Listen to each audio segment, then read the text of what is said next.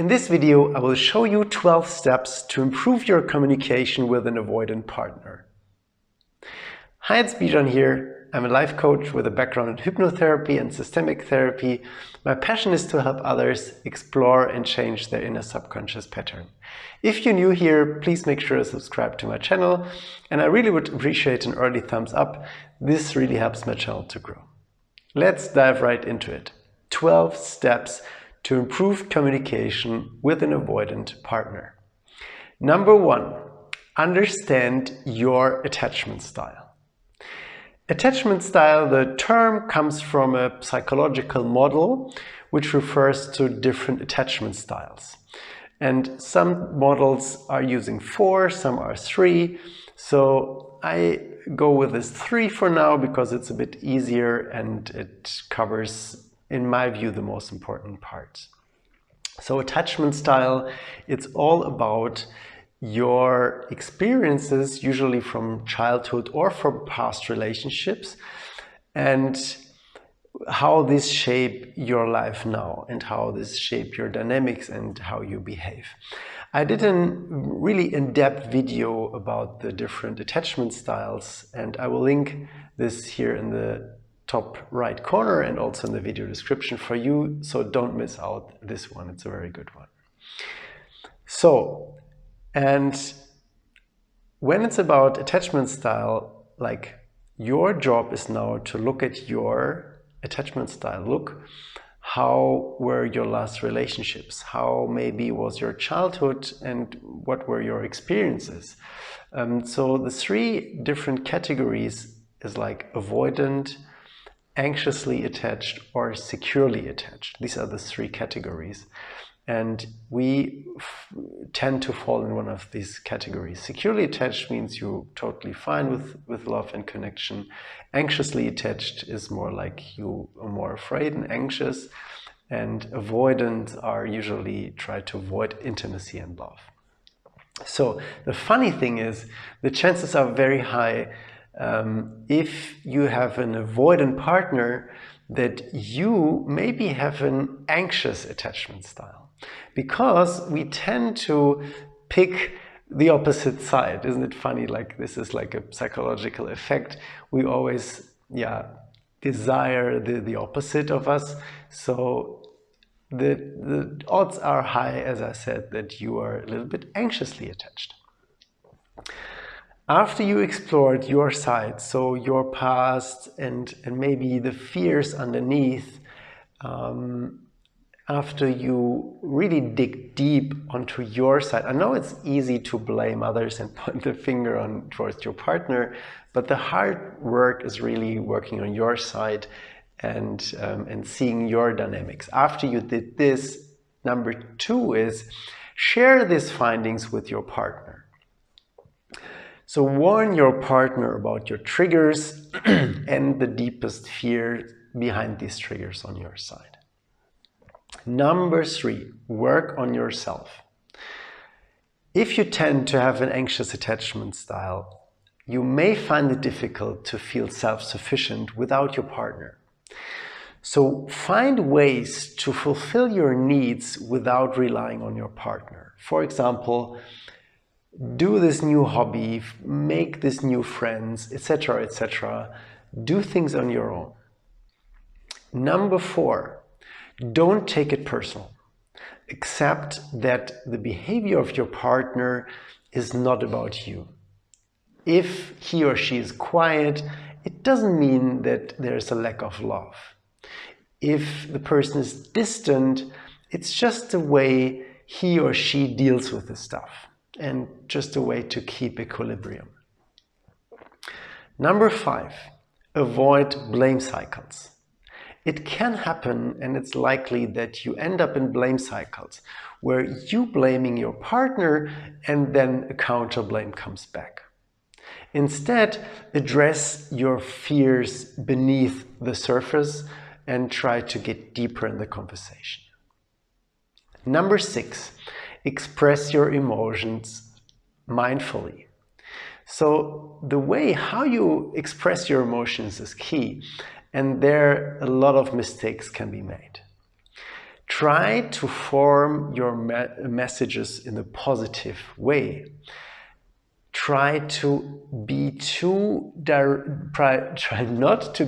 directly asking about intimacy, because usually you tend, as an anxious person, to do it too directly. Sometimes maybe even with anger. Question that. And an example for a good message would be what you could say to your partner. I always love spending time with you, but I don't want to push you. I respect your private space. Instead of saying, why don't you want to spend time with me? You're always busy with yourself. Sounds different? A little bit, or? Number 7, give them space. Don't force it. Don't be too clingy. Avoidance needs space and time for themselves. So accept that and live with that. Number 8, develop empathy. Look behind it. See that this behavior comes from fears, usually fears from letdown, betrayal, abandonment. The person looks maybe very strong from the outside, but usually inside they're very, very fragile and vulnerable. So, and the reason for that is the letdown of a person they highly depended on, for example. So really try to feel with this and try to be empathetic with it. This also changes your dynamics. Empathy is always a good solution to change your behavior towards someone. Number 9, magic questions for you. How simple is closeness for you? I know it's always easy to point your fingers on your partner, but really ask yourself this. What's about you? How easy comes closeness and intimacy to you? Why do you think you chose this partner? Maybe it happened even subconsciously. Why you didn't show someone who's super easy with going intimate and going all in directly with you? Could there be a reason behind it? Maybe you are as scared as your partner about being intimate and just putting all the blame on your partner. It's a very important thing to question. Number 10, sympathize with one another. So ideally, you manage it to look at your flaws and laugh together about it. And this can really bring you closer and having more intimacy. Number 11, attachment style can change. So this attachment theory is just a model. And remember, every person is unique and different. You are unique and your partner is unique. So I don't like a little bit this black and white view of this model, because usually we all tend to have all 3 sides in us. So, and depending on the situation or circumstances we are in, maybe the one or the other side comes out. Maybe in one situation you feel super secure, but in the other situation you feel like maybe avoidant or anxious. So even if one side is dominant, it can change. And that's a good news, that if you look at it, if you work with it over time, you can change your attachment style.